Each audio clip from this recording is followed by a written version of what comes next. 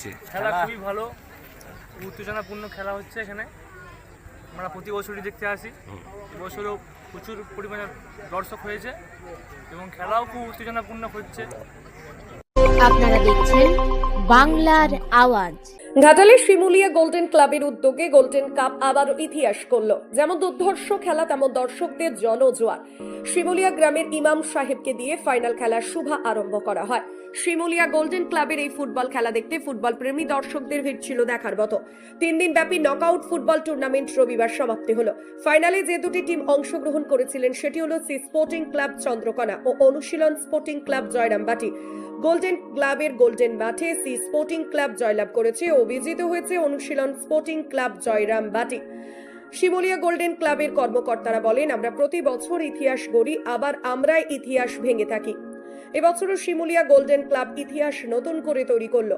ইতিহাসের মধ্যে আরেকটি হলো যে গোল্ডেন ক্লাব বিগত 2 বছর কোনো রাজনৈতিক দলের নেতাদের আমন্ত্রিত করেনি। এবছর কোনো রাজনৈতিক দলের নেতাদের আমন্ত্রিত করছিল না, তাই খেলার মঞ্চে ছিলেন স্রেফ এই খেলার জন্য যেনারা সাহায্যের হাত বাড়িয়ে দিয়েছেন।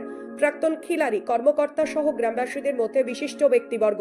শিমুলিয়া গোল্ডেন ক্লাবের এটি একটি নজিরবিহীন দৃষ্টান্ত। শিমুলিয়া গোল্ডেন ক্লাবের কর্মকর্তারা বলেন, আমাদের ক্লাব অরাজনৈতিক ক্লাব, তাই আমরা কোনো রাজনৈতিক দলের নেতাদের আমন্ত্রিত করি না।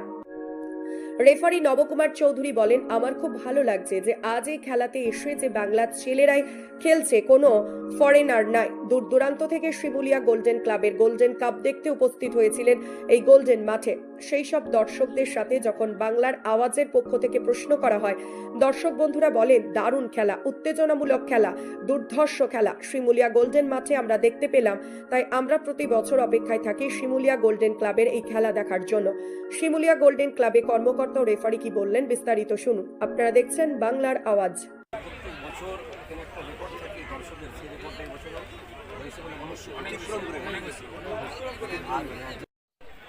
আমাদের গোল্ডেন ক্লাবের অ্যাঙ্কার, যিনি সাধারণত মাইক্রোফোনে কাছে থাকে, তিনি অ্যাঙ্কারিং করেন। জিজ্ঞেস করবো খেলা কেমন চলছে, দর্শক কেমন হয়েছে, এবছরে খেলার কী পরিস্থিতি? খেলা খুবই ভালো চলছে, কানায় কানায় ভরপুর দর্শক দেখতে পাচ্ছি।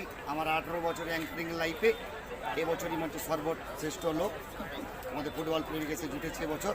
কারণ যত দিন যাচ্ছে আমাদের ক্লাব, হয়তো আমরা আর্থিকভাবে হয়তো উন্নতি করতে পারছি না, কিন্তু আমাদের খেলার যে পরিস্থিতি, সুন্দর সুগঠিত যে পরিবেশ, আমরা অনেকটাই উন্নত করেছি। আশা রাখি আগামী বছর আরও উন্নত করার চেষ্টা করছি। ধন্যবাদ আপনাকে। সব মাঠে এখানের কি পরিস্থিতি, শিমুলিয়া মাঠে কেমন চলছে খেলা, কীভাবে পরিচালনা করলেন, কী বলবেন?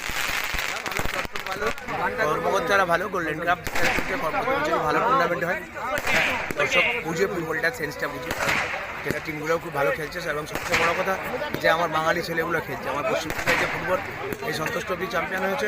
আমি চাচ্ছি গ্রামগঞ্জের দিকে আরও কিছু প্লেয়ার উঠে এবং আমাদের মানবিক সরকার যে প্রত্যেকটা ছেলেকে খেলার জন্য আমাদের চাকরি একটা করে দিয়েছে। এখন তো চাকরির যে যুগ, এই যুগের জন্য আমি চাইব গ্রামগঞ্জে ফুটবল ফিরে আসুক এবং খেলার উন্নতি হোক, ফুটবলের জয় হোক, বাংলার জয় হোক।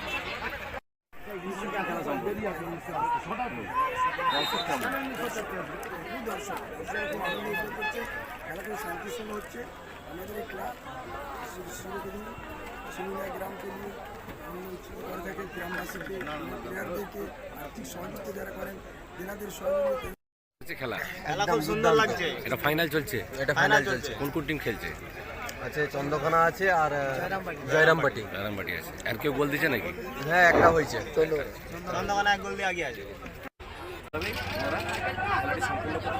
প্রচুর ভিড়, যেরকম ইতিহাস গড়ে, আবারও ইতিহাস গড়লো শিমুলিয়া গোল্ডেন ক্লাব। তখন বাংলা